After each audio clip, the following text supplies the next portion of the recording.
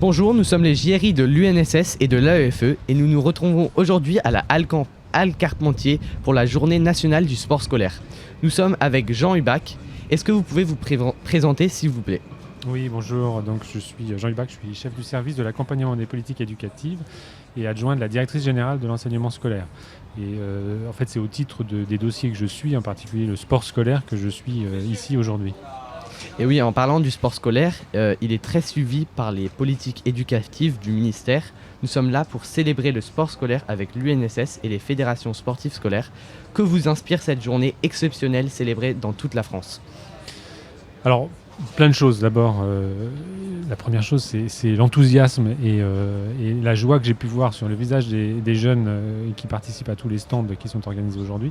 C'est un esprit fédérateur, un esprit d'équipe qui est célébré. Et puis, je pense aussi que ce qui nous importe, c'est que ça puisse permettre une forme d'engagement pour les jeunes, engagement dans la pratique sportive, mais aussi engagement comme vous, par exemple, dans une dimension plus généralement citoyenne qui est promue par le sport scolaire également. Donc récemment, il y a eu les Jeux olympiques et paralympiques de Paris 2024. Donc selon vous, quel sera l'impact de ces JO sur la jeunesse française et plus particulièrement sur les jeunes licenciés de l'UNSS ? Alors, c'est un grand sujet aujourd'hui, c'est la question de l'héritage des Jeux olympiques et paralympiques de 2024, sur lesquels on commence à travailler. On pense, on espère qu'il y aura un aspect quantitatif avec plus d'élèves licenciés à l'AS. Ça paraît un des premiers objectifs importants.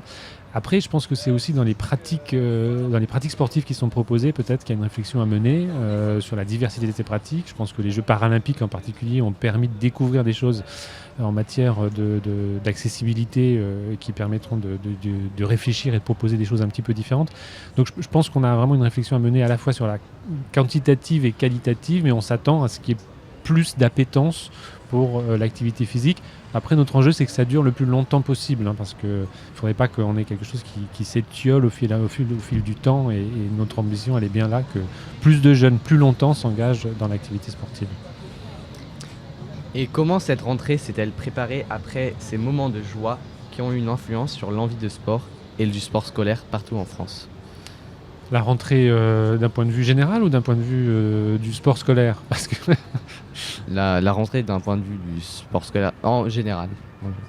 D'un point de vue du sport scolaire d'abord, c'est la difficulté peut-être à savoir exactement quel serait l'impact des Jeux olympiques et paralympiques sur la pratique des élèves. Donc ça, on verra dans les semaines à venir concrètement comment les choses se passent.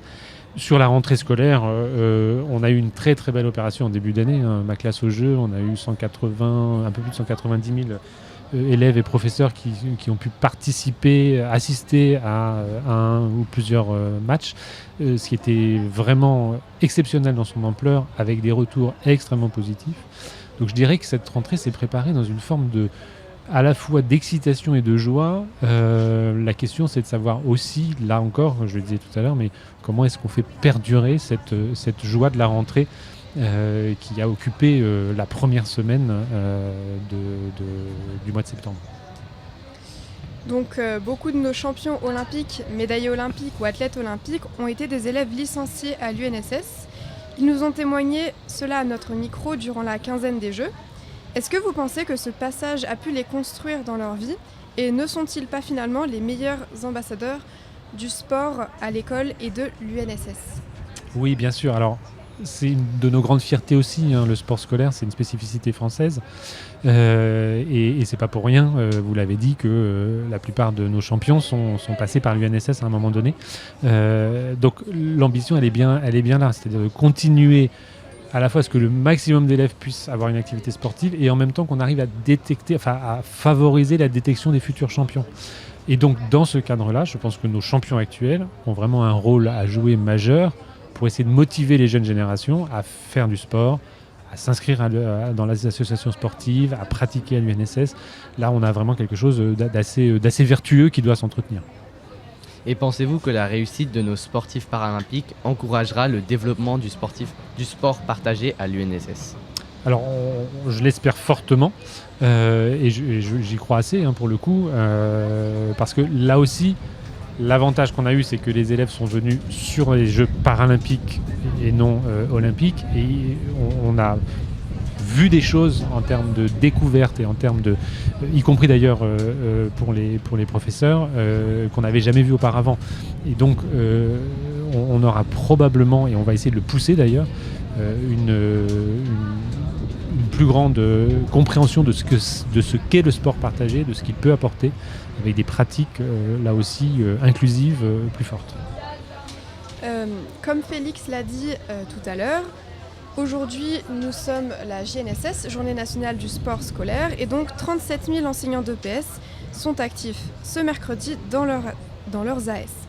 Auriez-vous un message à leur faire passer ?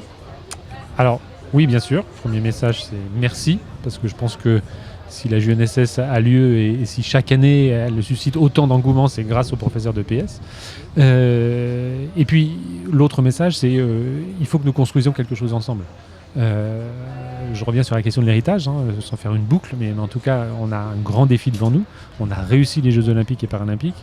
On a réussi une forme d'engouement et d'enthousiasme à l'entretenir. La question, c'est de savoir maintenant comment est-ce qu'on transforme l'héritage, et on ne fera pas sans les professeurs d'EPS qui sont les premiers acteurs de l'activité physique et sportive aujourd'hui de nos jeunes. Merci beaucoup de nous avoir consacré ce temps. Bonne journée lors de cette JNSS. Merci à vous. Merci beaucoup.